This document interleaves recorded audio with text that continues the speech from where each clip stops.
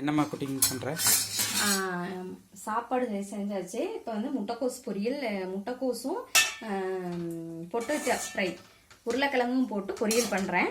Already தாளிச்சு விட்டுட்டேன். வெங்காயம் மிளகாய் எல்லாம் போட்டு எண்ணெய் ஊற்றி ஒரு தக்காளி போட்டு தாளிச்சு விட்டுட்டேன். வெங்காயம் மட்டும் போடணும். மிளகா தக்காளி எல்லாம் போட்டேன். இப்போ வெங்காயம் போட்டுக்கலாம். வெங்காயம் ஒரு வரமிளகாய், பச்சை மிளகாய் ஒன்று போட்டேங்க. பச்சை மிளகாய் சேர்த்துனா ரொம்ப பிடிக்கும்ட்டு பச்சை மிளகாய் போட்டேன். எண்ணெய் லைட்டாக ஊற்றிக்கிறேன். இன்னும் கொஞ்சம் எண்ணெய் ஊற்றிக்கிறேங்க.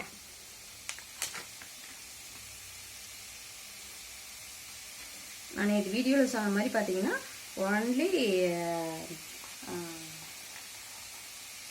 செக்கெண்ணெய் தான் யூஸ் பண்ணுவாங்க. ஒன்லி கடலெண்ணெய் தான், பியூர் கடலெண்ணெய் தான் யூஸ் பண்ணுவாங்க.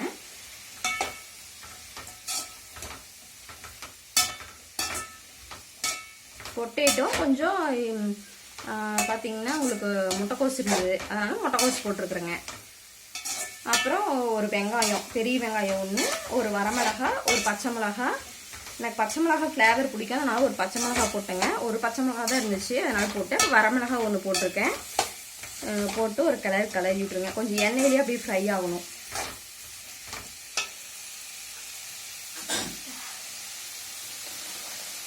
அப்புறம் கொஞ்சம் உப்பு போட்டுக்கலாங்க. உப்பு வந்து எப்பவுமே நான் கல் உப்பு தான் யூஸ் பண்ணுவேன். கல் உப்பு கொஞ்சம் தேவையான அளவு கல் உப்பு போட்டுக்கோங்க. மஞ்சத்தூள்,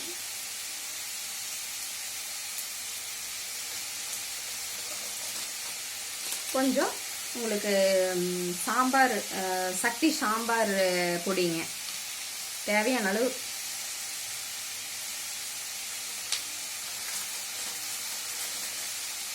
அப்புறம் எனக்கு வந்து பொட்டேட்டோக்கு வந்து கொஞ்சம் மட்டன் ஃப்ளேவர் வரணுங்கிறதுக்காக பொடி மசாலா, இந்த மட்டன் மசாலா கொஞ்சம் சேர்த்துக்கிறேங்க.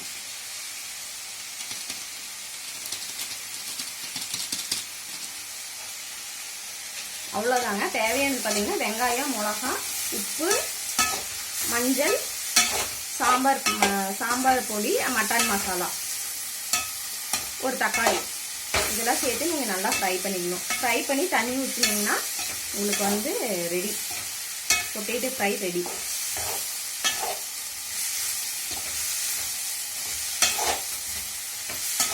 கொஞ்ச நாள் இப்படி வந்து கிளறி விட்டே இருக்கணுங்க.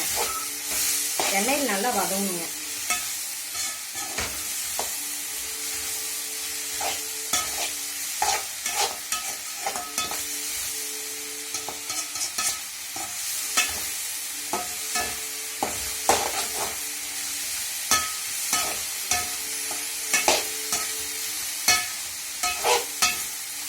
தக்காளி வெங்காயம் எல்லாம் நல்லா எண்ணெயில் வதங்கணும்.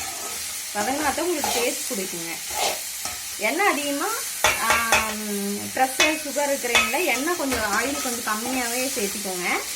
எனக்கு ஆயில் கொஞ்சம் இருந்தால் தான் எனக்கு டேஸ்ட் பிடிக்குங்க. பாருங்க ஆயில் எவ்வளோ இருக்குன்னு பாருங்கள்.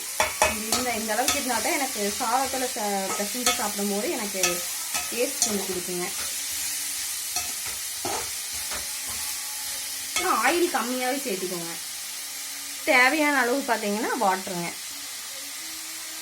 தண்ணி கொஞ்சம் சேர்த்துக்கோங்க.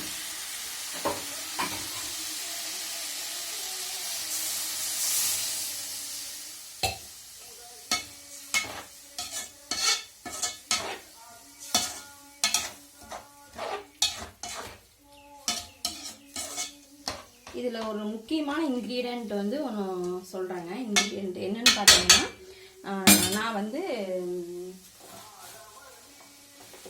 ஆல்ரெடி வந்து பெப்பர் பொடி இருக்குங்க. பெப்பரும்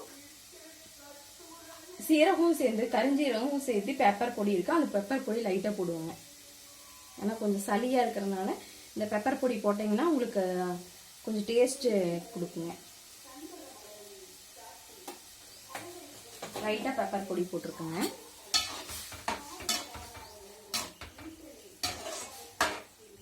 தண்ணி வந்து நல்லா நல்லா வெந்ததுக்கப்புறம், கிழங்கு நல்லா வெந்ததுக்கப்புறம் நீங்கள் வந்து அடுப்பு ஆஃப் பண்ணிடலாம்.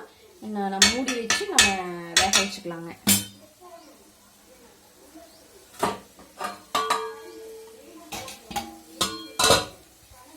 மூடி வச்சு நம்ம வேக வச்சுக்கலாம்.